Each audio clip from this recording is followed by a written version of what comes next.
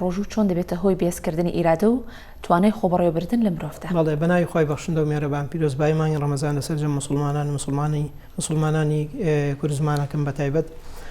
طبعا سەبارەت بە پەیوەندی نێوان ئیرادە و ڕۆژوو پەیوەندیەکی بەتین لە نێوانیانە هەیە و یەکەم هۆکار کە ئەبێتە لە ڕۆژوە ئەبێتە هۆی ئەوەی کە ئیرادە ئینسان بەهێز بکات بریتە لە ئەزمون. طبعا ئینسان کاتێک کە بە ڕۆژوە بێت ئەزمونەکە لەسەرەوەی کە برسی بێت، ئەزمونەکە لەسەرەوەی کە تونی بێت، ئەزمونەکە لەسەرەوەی کە زاڵ بێت بەسەر خواست و ئارەزوەکانیە، ئەزمونەکە لەسەرەوەی کە فترەیەکی زۆر بمێنێتەوە وەکوتم نەخوات و نەخواتەوە. هەموو ئەم ئەزمونانە ئەبنە سەبەب ببنە هۆکار و هەر لە تونی بنی ئەزەرە و لە بیدایەتەوە ئەزمونکردن یەکێک بوو لەو هۆکارانەی کە ئیرادە بەهێزەکەن.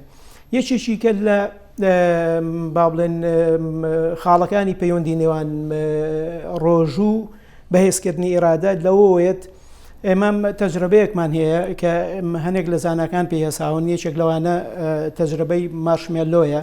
تەجربەی مارشمێلۆ باز لەوە کاتێک کە ئینسان توانای ئەوەی ئەبێت تێرکردنی پێداویستی و ئارەزوەکانی تەئخیر کات، باشە ئیرادەی بەهێزە بێت و ئەو ئیرادە بەهێزیەوەی لێکات تقریبان لە سەرجەم کە ئەو کار و کردوانی کە ڕۆژانای کات حتا لە داهاتووی تەمەنیا کەسێکی سەرکەوتوو بێ کەسێتێکی سەرکەوتوو لێ دەرچێت.